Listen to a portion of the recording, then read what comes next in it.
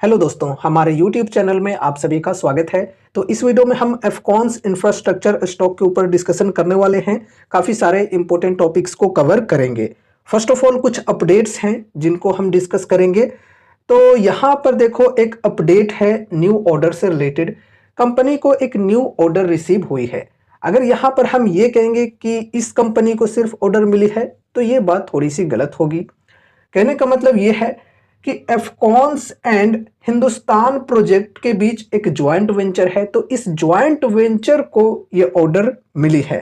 ठीक है, जिसमें काम क्या करना है, वाटर सप्लाई प्रोजेक्ट से रिलेटेड यहां पर काम है। एंड ऑर्डर के वैल्यू की बात करें तो 503 करोड़ 85 लाख के अप्रॉक्स होने वाली है। ठीक है, तो ये रही ऑर्डर से रिलेटेड अपडेट। नेक्स्ट अपडेट है यहां पर जीएसटी डिमांड से रिलेटेड। ठीक है, जीएसटी नोटिस कंपनी को मिली है। कल की ये खबर है। ऑर्डर वाली भी जो खबर हमने अभी डिस्कस किया ये भी कल की ही है। एंड यहां पर देखो ये अमाउंट बताई जा रही है। इस अमाउंट की नोटिस आई है, लगभग 4 लाख की है। बहुत बड़ी अमाउंट नहीं है। अब चलो कंपनी के बारे में थोड़ा डिस्कस करते हैं। देखो दोस्तों, एफकॉन्स इंफ्रास्ट्रक्चर नाम से ही आप सभी को पता चल रहा होगा कि इंफ्रास्ट्रक्चर के अंदर कंपनी काम करती है। इंफ्रास्ट्रक्चर से बिलोंग करने वाली एक स्मॉल कैप कंपनी है। इनका जो बिजनेस है ये वेल डाइवर्सिफाइड बिजनेस है। मार्केट कैप की बात करें तो 19,347 करोड़ की मार्केट कैप है। स्टॉक पी 42.2 की, इंडस्ट्री पी 25.9 की। तो इंडस्ट्री पी के कंपैरिजन में स्टॉक की जो पी है ये ज़्यादा है। वैल्यूएशन थोड़ी सी एक्सपेंसिव है। पीजी रेशियो की बात करें तो ये डेटा अवेलेबल नहीं है। आरओसी 23.1% बढ़िया है। आरओई 14.5% नॉर्मल है। फिर प्रोमोटर्स होल्डिंग 50.2%, प्लेज परसेंटेज 0। चलो ठीक है। करेंट प्राइस 526, 52 वीक हाई 559 और लो है 420 की। बुक वैल्यू की डेटा अवेलेबल नहीं है। फिर यहाँ पर डेप्ट की बात करें तो 3485 करोड़ की और डेप्ट इक्विटी 0.92 की। तो डेप्ट इक्विटी रेशियो जो है ये 1 से कम है, तो फिलहाल ठीक है। फ्री कैश फ्लो 25.1 करोड़ की, डिविडेंड यील्ड 0% की, फेस वैल्यू 10 रुपए की, ईपीएस है 13.2 रुपए की। ओवरऑल फंडामेंटल रेशियोज की बात करें तो ठीक ठाक है। वैल्यूएशन यहाँ पर थोड़ी सी एक्सपेंसिव है फिलहाल। अब यहाँ पर हम प्रॉफिट एंड लॉस स्टेटमेंट को भी डिस्कस कर लेते हैं। तो देखो दोस्तों, पिछले कुछ सालों में कंपनी की जो सेल्स हैं इनमें हमें कंसिस्टेंसी के साथ ग्रोथ देखने को मिली है। 11,000 करोड़, 12,000 करोड़, फिर 13,000 करोड़। चलो ठीक है। फिर यहाँ पर अगर हम प्रॉफिट्स की बात करें तो प्रॉफिट्स के अंदर भी कंसिस्टेंसी के साथ ग्रोथ हुई है। 358 करोड़, 411 करोड़ और फिर 450 करोड़। चलो बढ़िया है। अब यहाँ पर हम compounded sales growth and profit growth के परसेंटेज की बात करें तो कुछ खास नहीं है। पर्सनली मुझे कुछ खास यहाँ पर ये परसेंटेज नहीं लग रही है। लास्ट 3 ईयर्स में 12% की कंपाउंडेड सेल्स ग्रोथ रही है। फिर टीटीएम में सिर्फ और सिर्फ 5% की। अगर यहाँ पर हम कंपाउंडेड प्रॉफिट ग्रोथ की बात करें तो लास्ट 3 ईयर्स में चलो ठीक है 39% और टीटीएम में 8% है सिर्फ। अब देखो गाइज, अगर हम स्मॉल कैप्स के अंदर रिस्क ले रहे हैं तो कहीं ना कहीं हमारी एक्सपेक्टेशन होती है उससे ज़्यादा रिटर्न्स पाने की। तो ज़्यादा रिटर्न्स कैसे मिलेंगे? जब कंपनी बढ़िया तरीके से ग्रो करेगी। बढ़िया तरीके से कैसे ग्रो करेगी? जब कंपनी के जो प्रोडक्ट्स हैं या फिर जो सर्विसेज हैं उनकी डिमांड्स ज़्यादा होगी। कहने का मतलब ये है कि सेल्स एंड प्रॉफिट्स बढ़िया तरीके से अगर होते हैं, ज़्यादा परसेंटेज में होते हैं, तो कंपनी बढ़िया तरीके से ग्रो करेगी ना, तभी तो हमें बढ़िया रिटर्न्स मिलेंगे।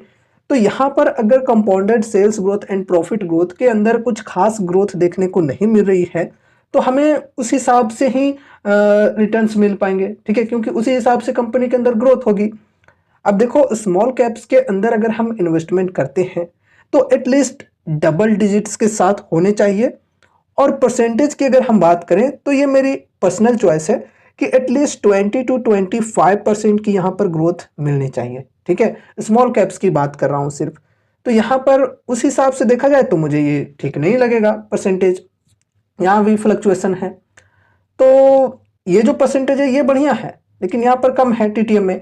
अब देखो, टीटीएम में कम है तो उतना ज़्यादा फर्क नहीं पड़ेगा, लेकिन यहाँ पर सेल्स ग्रोथ की जहाँ तक की बात करें तो डबल डिजिट के साथ है, लेकिन सिर्फ 12% है। तो इसलिए अगर मुझे स्मॉल कैप्स के साथ चलना होगा और स्मॉल कैप्स में मैं रिस्क ले रहा हूँ तो मैं कहीं ना कहीं एक ऐसे स्टॉक की खोज करूँगा जहाँ पर ये जो परसेंटेज है ये ज़्यादा बेहतर मुझे देखने को मिले। ठीक है, क्योंकि भाई रिस्क यहां पर भी है, रिस्क वहां पर भी है। अब यहां पर ग्रोथ इस प्रकार की है, वहां पर ग्रोथ इससे बेटर है, तो कौन सी स्टॉक को हमें चूज करना चाहिए ये आप लोग खुद सोचो। ठीक है, जहां पर ग्रोथ बढ़िया है, क्योंकि रिस्क दोनों के अंदर सेम है, तो रिस्क सेम अगर है तो बेटर ग्रोथ वाली स्टॉक के साथ हम लोग चलेंगे, है कि नहीं। तो ऐसी सोच होनी चाहिए। कंपेयर करके देखा करो, इसी सेक्टर के अंदर अगर आपको इन्वेस्ट करना है तो इसी सेक्टर में स्मॉल कैप्स जो हैं उनके साथ कंपेयर किया करो। ठीक है, लाइक यहाँ पर जो भी एनबीसीसी, एचजी इंफ्रा या फिर और भी जो इस प्रकार के स्टॉक्स हैं इंफ्रा सेक्टर से बिलोंग करने वाले, उनसे आप कंपेयर कर सकते हो। या फिर अगर आप चाहते हो कि सेक्टर कोई सा भी हो, बस स्मॉल कैप का स्टॉक होना चाहिए, तो उससे भी यहां पर आप कंपेयर करके चल सकते हो, फिर आपको और भी बेहतर स्टॉक्स के अपॉर्चुनिटीज मिल जाएंगे। ठीक है, इंफ्रास्ट्रक्चर के अंदर अगर आप लोग देखोगे ग्रोथ, तो कुछ खास आपको नहीं मिलेगी, ये भी आप लोग ध्यान में रख लो। ठीक है, इंफ्रास्ट्रक्चर के अंदर जो स्टॉक्स हैं उनमें भी ग्रोथ कुछ खास नहीं मिलेगी, लेकिन इसके कंपैरिजन में थोड़ी सी बेटर देखने को मिल जाएगी, है ना। तो इसलिए कह रहा हूं कि कंपेयर एक बार जरूर से कर लेना अगर यहां पर आप इन्वेस्टमेंट की शुरुआत करने वाले हो तो। बाकी रिटर्न ऑन इक्विटी की बात करें तो ये भी एवरेज है, 16% और 14%। फिर यहां पर बैलेंस शीट के अंदर डिस्कस करते हैं, तो देखो कैश रिजर्व की बात करें तो 3453 करोड़ की है और बोरोइंग्स 3485 करोड़ की है। तो बोरोइंग्स जो है वो कैश रिजर्व की तुलना में हल्के से ज्यादा है। ठीक है, यहां पर मानकर चल सकते हो कि इक्वल इक्वल जितना कैश रिजर्व है उतना यहां पर कर्जा है कंपनी के अंदर। अब यहां पर टोटल एसेट्स की बात करें तो एसेट्स कंपनी के अंदर बढ़ रहे हैं कंटिन्यूअसली, चलो अच्छी बात है। एंड उसके बाद यहाँ पर शेयर होल्डिंग पैटर्न को डिस्कस करते हैं। प्रोमोटर्स की होल्डिंग 50.17% की है, ठीक है। एफआईआईज की 8.2% की, डीआईएच की 13.24% की, फिर यहाँ पर पब्लिक की 28.38% की। ओवरऑल शेयर होल्डिंग पैटर्न की बात की जाए तो बढ़िया है, ठीक है। एंड साथ ही साथ पब्लिक के अंदर जो 28% की होल्डिंग है, इसमें बड़े बड़े एंटिटीज भी इन्वॉल्व हैं, ठीक है, ये भी ध्यान में रखकर चलना है। तो इन चीज़ों को आपको समझ लेना जरूरी है यहाँ पर इन्वेस्टमेंट करने से पहले। अब देखो दोस्तों, अगर आपको यहाँ पर स्टॉक पसंद है और आप इन्वेस्टमेंट की सोच रहे हो तो कैसी अपॉर्चुनिटीज मिल रही है। देखो डिस्काउंट्स के हिसाब से चलोगे तो यहाँ पर अभी कोई खास डिस्काउंट नहीं मिल रही है। जो हाई स्टॉक ने बनाई है वहाँ से तकरीबन 4-5% की ही डिस्काउंट मिल रही है। तो 4-5 की डिस्काउंट कोई डिस्काउंट थोड़ी ना होती है।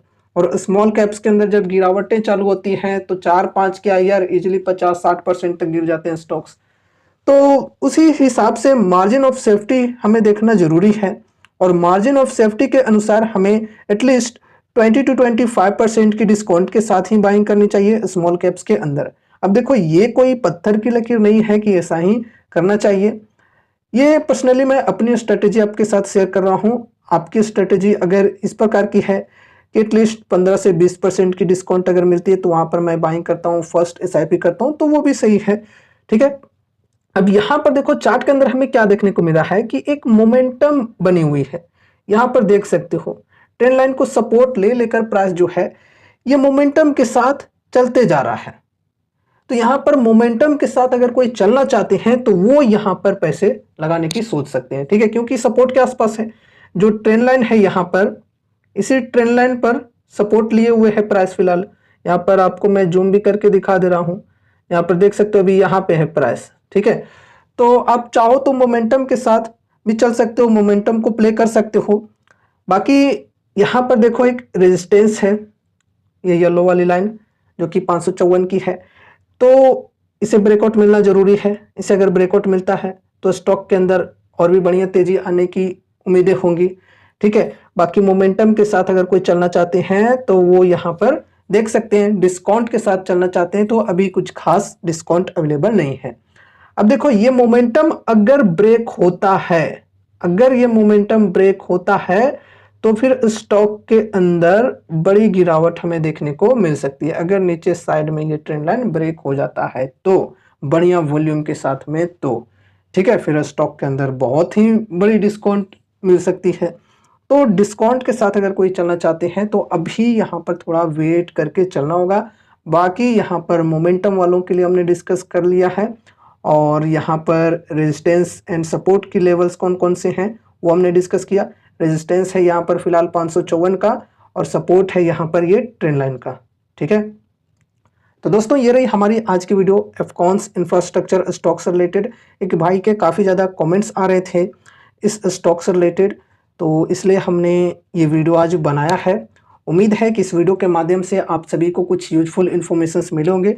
तो वीडियो को लाइक करके चैनल को सब्सक्राइब कर देना और मिलते हैं अगले नए वीडियोज़ के साथ। तब तक के लिए बाय बाय।